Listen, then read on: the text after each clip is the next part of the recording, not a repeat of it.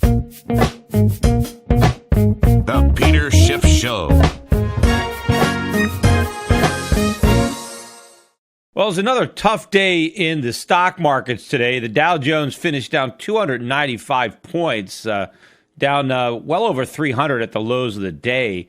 NASDAQ fared even worse, down 103 points. That's about 2.25%. You know, these 100-point moves are coming quite often now in the NASDAQ. The transports, the hardest hit, once again, down 204 points. That's almost 3% in the transports. You know, I was wondering, you know, when I saw this carnage, if, you know, maybe North Korea hadn't tested another nuclear bomb. You remember it was one day early in January, the Dow was down about 250 points, and they blamed it on North Korea testing an atomic bomb. I mean, the markets drop about that much every single day. I mean, what's the odds that that decline that day had anything to do with North Korea testing that bomb? As if the market wouldn't have dropped had North Korea not tested that bomb? Look, everybody wants to find some way to rationalize a weak market. But look, nothing happened today. I mean, yeah, oil prices were down, you know, another $1 or so. But I mean, this happens all the time. Where actually they were down closer to $2. We finished back below 30. But to just blame all this on the oil market, on oil prices going down, look, the financials got clobbered. I mean, you could say, okay, yes, there's some bank loans out to energy companies, but what percentage of these loans? I mean, these stocks are getting clobbered. 52-week lows. Look at Goldman Sachs down 5% on the day. This stock is now getting ready to break through 150. I mean, it was a $200 stock not too long ago. But, you know, there's a lot of air beneath this chart. And it's not just, you know, Goldman Sachs. All these financials. Bank of America was down over 5% today. So is that all oil related? Of course, you know, I can understand oil stocks going down, but the entire market, and again, lower oil prices are good for the consumer. They're good for a big portion of the U.S. economy. But look, you might as well blame today's market sell-off on the fact that Ted Cruz won the Iowa caucus, right? I mean, because, hey, he won the primary and the market dropped 300 points. Therefore, the market must have fallen because Ted Cruz won the Iowa caucus because people are worried about what a President Cruz is going to mean for the economy and the stock market. I mean, maybe Donald Trump could spin it that way. See, had you voted for me, the market wouldn't have gone down. You know, maybe Bernie Sanders could say the same thing. You know, had Hillary Clinton not won 6 consecutive coin tosses, maybe he would have won the Iowa caucus, and so maybe the market wouldn't have gone down. The reality is the market's going down because it's a bear market. That's why it's going down. And the market's going down because the U.S. economy is in a recession. And there's nothing the Federal Reserve can do about it unless it wants to lose its credibility or acknowledge that, you know, the market is much weaker, the economy is much weaker than it thought. If you go back to prior to the rate hike, one of the reasons that I constantly said the Fed, I didn't think would raise rates is because I knew if they did, they would be in a very bad position. Because I said, what's going to happen when the Fed raises rates or if the Fed raises rates and then the stock market starts to decline? How are they going to stop it? They can't. Because every time the stock market has started to fall, ever since the Fed propped it up, right, with QE1 in 2009, every time the stock market has started to fall, the Federal Reserve has either launched another round of quantitative easing or hinted that it was considering another round of quantitative easing. And that is what always saved the market. That's where the buy the dips worked because the Fed had your back. You had the Yellen put, the Bernanke put. But if that put doesn't exist, if it expired with that rate hike in December, then how is the Federal Reserve going to stop the carnage? I mean, it can't hint about another quantitative easing. Not when it's raising rates. It's still hinting that they're going to raise rates 4 more times. Now, most people don't believe that the Fed's going to raise rates 4 times in 2016. Most people think, okay, they're only going to raise rates once or twice. Well, I mean, if the market is already collapsing based on the first rate hike, how much lower is it going to fall if the Fed puts a couple more nails in the coffin with 2 more rate hikes? I mean, whether it's 2 or 4, it's not going to matter. The market's going to keep falling. So the only way the Federal Reserve can save this market is to come out and not only take future rate hikes off the table, but it's got to lower rates because it can't even hint about more quantitative easing until it gets rates back to 0, because that's what it's got to do. It's got to go back to 0 before it can do quantitative easing.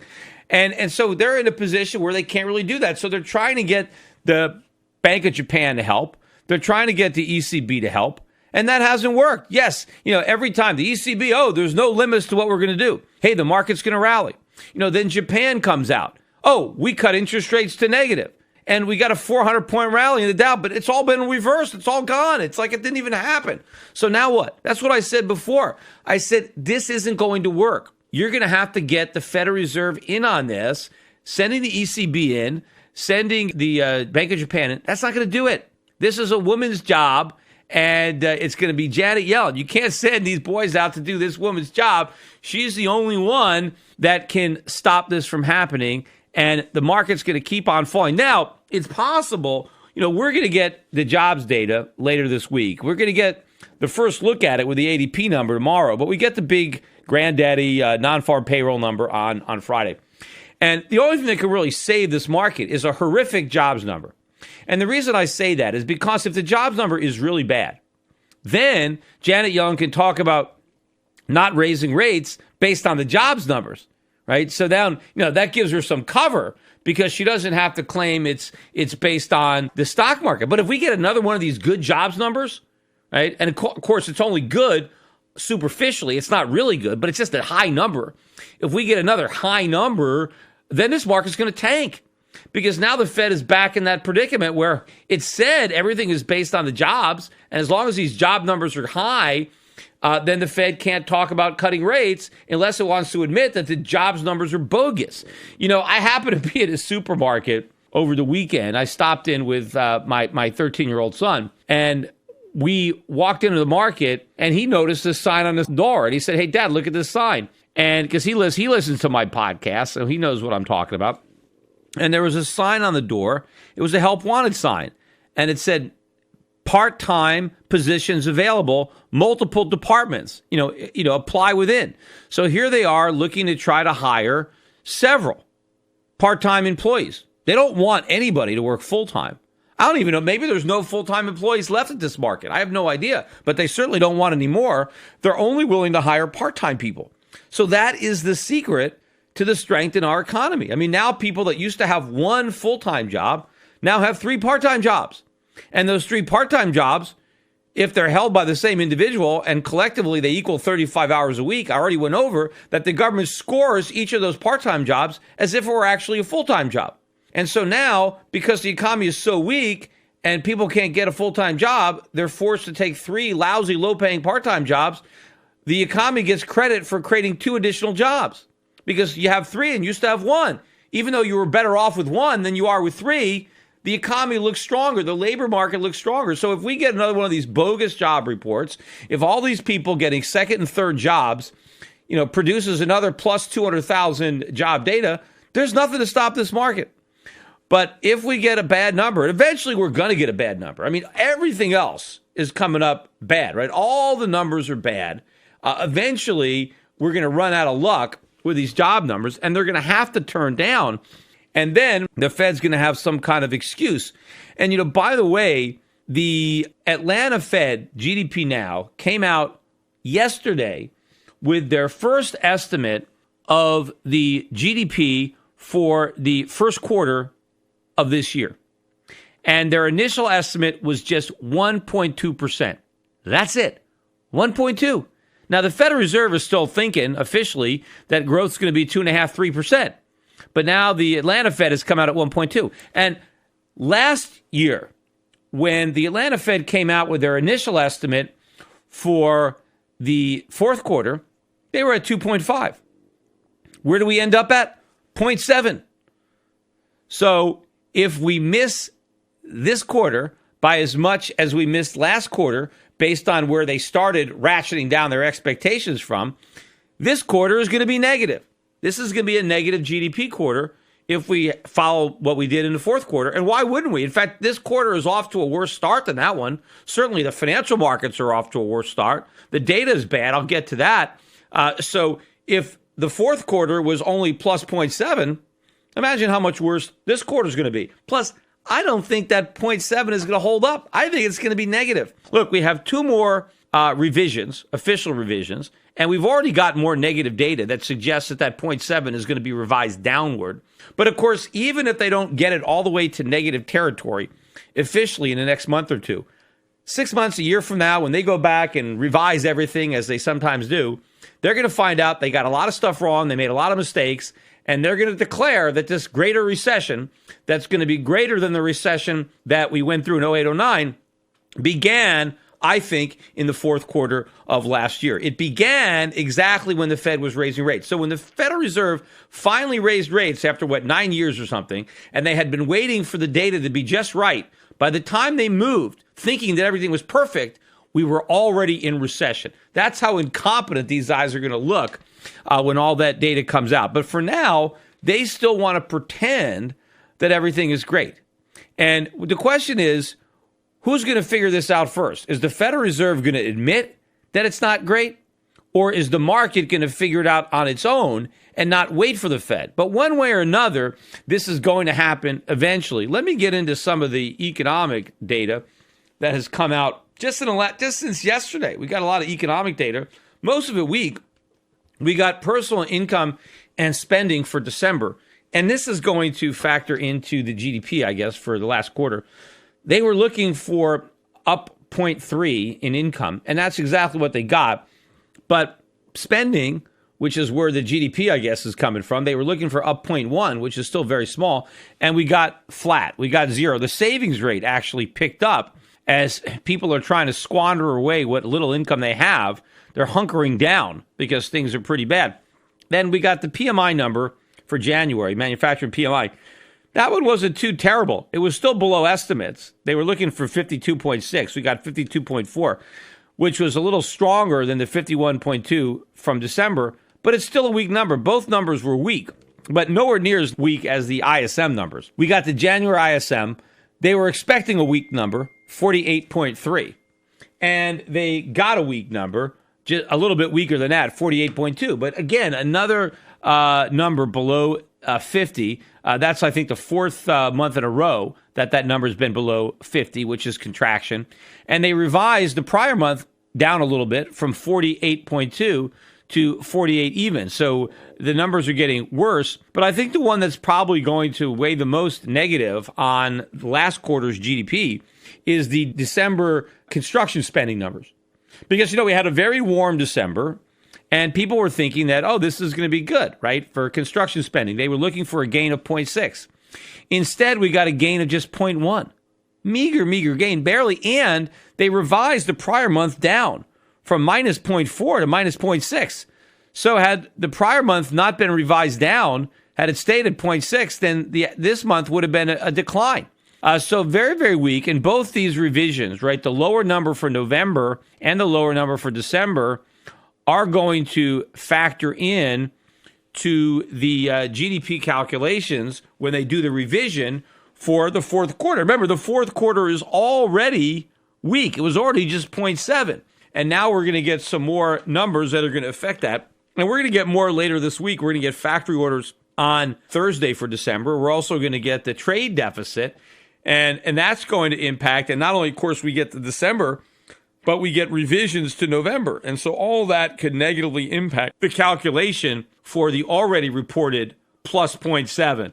But again, we're starting off with a very, very weak estimate for the first quarter GDP for 2015. And, the problem is, in order to keep this phony economy growing, in order to expand this bubble, we need to go deeper into debt. And, by the way, officially, we just went through 19 trillion on Friday, I think. The national debt, go to the U.S. debt clock. We're now above 19 trillion for the first time ever. And I think we're going to hit 20 trillion before Barack Obama leaves office at the end of this year. National debt, 20 trillion, which will mean that the national debt would have more than doubled because it wasn't quite 10 trillion when Obama was sworn in, when he took the oath of office, which, again, I've said this before, but it means that more debt was added under the Obama term than the terms of all the presidents that preceded him, from George Washington to George W. Bush. Well, in order for President Obama's successor to keep this thing going, this Ponzi scheme going, we're going to have to double the debt again. It's going to have to go from from 20 trillion to 40 trillion. See, if it can't do that, the whole thing's going to implode. See, that's the problem with this type of debt dynamic, debt-fueled GDP growth. The bigger the economy gets, the more debt you need to buy less and less GDP growth. So we're going to have to take on an enormous amount of debt to get a tiny bit of growth. And the problem is we can't afford it. I mean, we've already got to the point where the debt is unmanageable. That's when the whole thing comes apart, right? When you've borrowed so much money, you can't take on more debt because you can't even service the debt you have, and then the whole thing implodes. Well, we're already at the point where, given the amount of debt that we have, if interest rates actually rose to a market level, the whole thing would implode. We can't afford to pay a market rate on the enormous amount of debt we already have, not to mention the debt that we're going to have in the future as a result of all the additional borrowing that we have to do to keep the bubble inflating. And so that is why the Fed's got interest rates so low. And that's why they can't raise rates, or another reason they can't raise rates, because how can we take on more debt if rates are rising? If rates are rising, we have to deleverage. We have to get rid of debt. But if we get rid of debt, we get rid of all the growth, the supposed growth that is fueled by that debt. So if we're going to deleverage because the Fed is raising rates, then we have to have a recession. We have to have a huge recession because we need a lot of deleveraging. We never really did that before. We just shifted some of the debt around, but it didn't go away. It got bigger. But what the Fed is doing now by raising rates and saying, look, we're not doing any more quantitative easing, they're actually going to force the economy to contract in debt, right? We're going to actually have to get rid of a lot of debt. There's going to have to be a lot of defaults, which means the economy is going to have to contract massively. But of course, we know the Fed is not going to allow that. So when are they going to admit it? See, right now, they have to pretend that everything is great. They can't acknowledge that we're going into recession because then they would have to do something. But the minute they acknowledge that we're going into recession, they basically, prove that they were wrong to raise rates in the first place, and they show their own incompetence. But they also let the cat out of the bag. They also let everybody know that quantitative easing didn't work, because if it worked, they wouldn't have to do it again. The fact that we're right back in recession the minute the Fed lifts rates and now they got to cut them is proof positive that it didn't work. Yet the United States is supposedly the only example that it does work. And that's why the whole world wants to emulate it, because it was so successful here. But it wasn't successful here. It was an abysmal failure. But the last thing anybody wants to do is admit that. So we continue to pretend, and the market keeps collapsing, and the economic data keeps on coming in horribly, and we're just going to keep on pretending that everything is fine. But of course, nobody really seems to have figured this out yet. I mean, the price of gold is rising. It was up like $1 today, $11.29. I mean, it continues to rise, but it's not like gold's going up $50 or $100. I mean, people are still not connecting these dots. I mean, here, the Japanese yen had a strong up day today, despite the fact that they had those negative interest rates. The yen is already starting to gain back a lot of what it lost when we got that surprise rate cut. But if people were really starting to sense this, we would see a bigger move in gold. But I think that move is coming. And again, if we get some weaker jobs numbers coming out later this week, we get the weak non-farm number, and if we get a big trade deficit, we get really bad factory orders, which obviously means that Q4 GDP is going to be revised down, and now we start to see not as many jobs being created. And obviously, look, you can't see all this carnage in the stock market. You can't see all these corporate earnings reports. You can throw out a couple of high-profile internet names like Facebook and Google that, they make money selling advertising on the internet. But if you go beyond that, you look at the real world, earnings are lousy. Companies are missing their forecasts. Sales are bad. All of this is pointing to layoffs. They're going to come, whether we see the first, salvo in the report that we get this week or not. But if we do get a very weak number, I would expect, based on the way gold looks to me on a chart, that we could see a huge move up in gold, and we could be back above 1,200 very quickly from the approximate 1,130 that we're at right now. Now, I got to talk a little bit about the Iowa caucuses. We got the New Hampshire primaries coming up now next week. On the Democrat side, O'Malley has dropped out. I don't know why he was even there as long as he was. He didn't even get 1% of the vote. He was probably, of the three candidates, he was probably the best of the three. That's why he got the fewest number of votes. I mean, that's generally the way it is. And certainly you would say in a Democratic primary, the worst candidate would always get the fewest votes. Bernie Sanders, to me, is the quintessential Democrat. I mean, I like the fact that he at least is upfront about being a socialist. A lot of Democrats try to hide that. You know, they're all in the closet. They're still socialists. They just don't want to come out of the closet and admit it. At least Bernie Sanders, you know, he comes out. He says what he is. But the interesting thing about Bernie Sanders is that, you know, he's probably, you know, an honest guy. He's a nice guy. He's like the Ron Paul of the left, except he's wrong about everything. At least, you know, at least on the economy. I mean, there are actually some issues where I would agree with him, some social issues, some military spending issues. But when it comes to the economy, he's the polar opposite of Ron Paul in many ways, except the fact that people believe he's genuine. People believe he's sincere.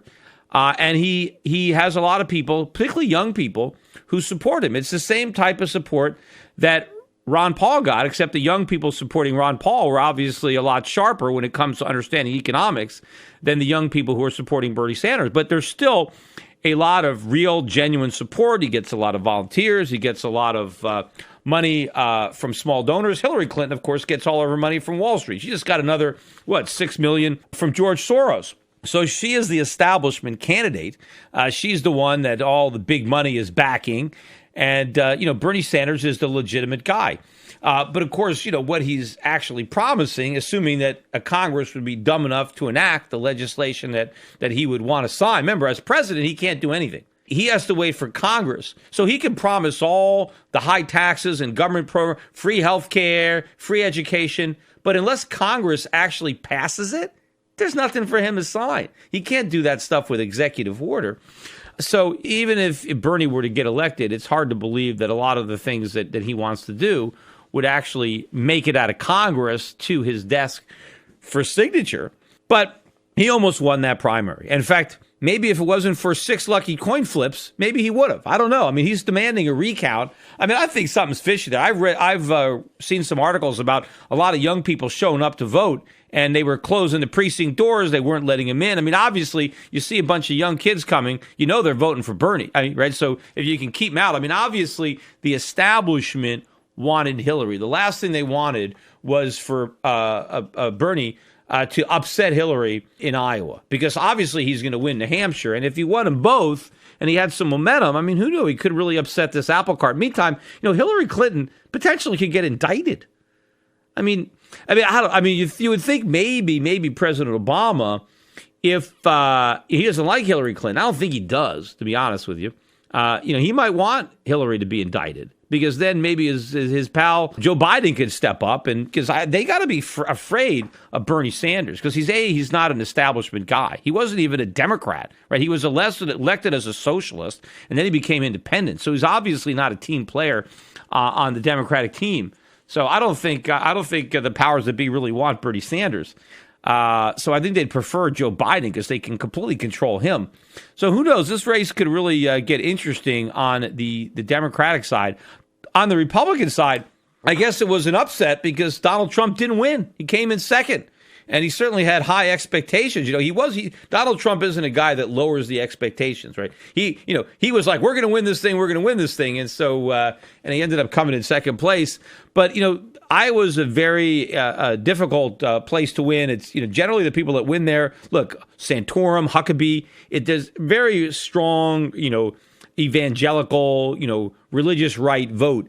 And Ted Cruz really, you know, knows how to play into that crowd. Donald Trump really didn't do it as well, and he had a lot of baggage. You know, he was, you know, used to be pro-choice, you know, probably still is, but he's running in the Republican primary, so he can't admit that. But, you know, he's got those New York values, which maybe don't play so well in Iowa. So Iowa was going to be tough for Trump. And, you know, coming in second is still not bad, and he's probably going to win New Hampshire.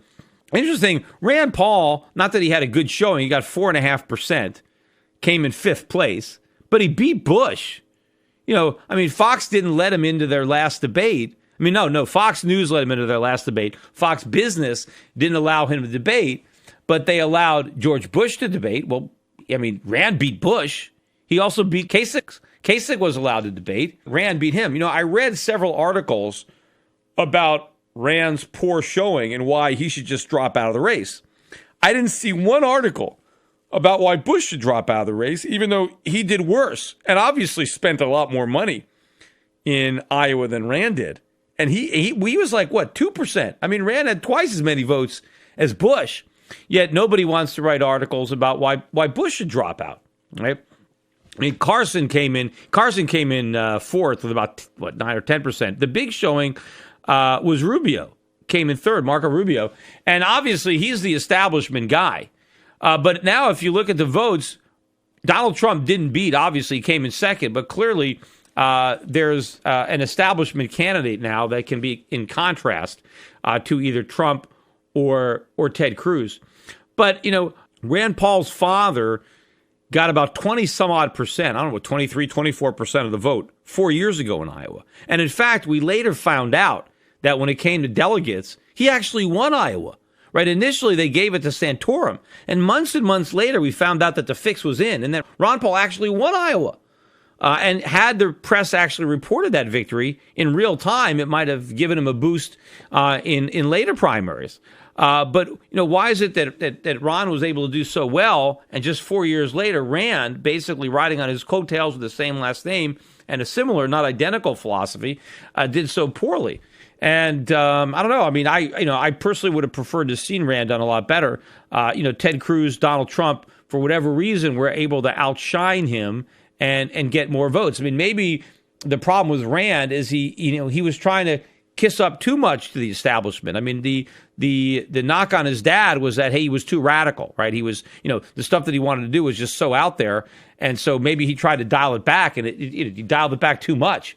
And so he ended up losing some of the support that his father had, instead of picking up the support from the mainstream that he wanted to add to the coalition his father built up. He ended up just losing a lot of that coalition, and other candidates grabbed those mainstream voters. So we'll see. I mean, I think that Rand could come back and maybe have a much better time of it in 2020, because certainly if Bernie or Hillary are president, I mean, there is no way we're going to make it for another 4 or 5 years. It's not a major economic disaster. I mean, this country is going to be a complete mess economically.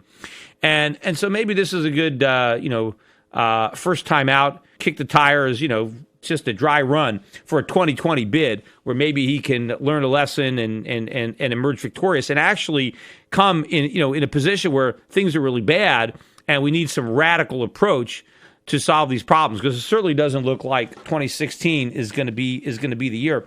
And if Trump were to win, right, if Trump gets that nomination, it's obviously going to be just as bad, and he would be very vulnerable to a challenge within the Republican Party for the nomination. And Ted Cruz, I don't know that Ted Cruz could beat Hillary Clinton. That's the thing. I mean, my guess is that Donald Trump has a better chance of beating Hillary Clinton.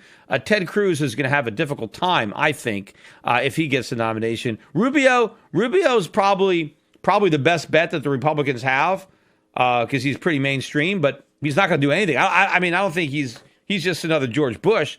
Maybe he's a better talker than Bush. I think he's a better debater. He speaks better. But I don't think, at the end of the day, the policies are going to be much different. I think he's going to be another Republican team player, which is why the establishment wants him so much. But to be honest, who knows? We'd probably be better off going down with a Democrat at the helm, right? So the Democrat's going to get the blame, because whoever happens to be steering the ship when it sinks is the one who's blamed for it. Even if it's not their fault necessarily, they captain a ship that's already doomed. It's already going down, and so it doesn't matter. But the problem is, if you get somebody who's associated with less government, freedom, low taxes, less regulation, and it hits the fan, then that's what gets blamed. That's why part of me really wants to see Bernie Sanders up there. Because then, we know he's a socialist. We know he's for big government.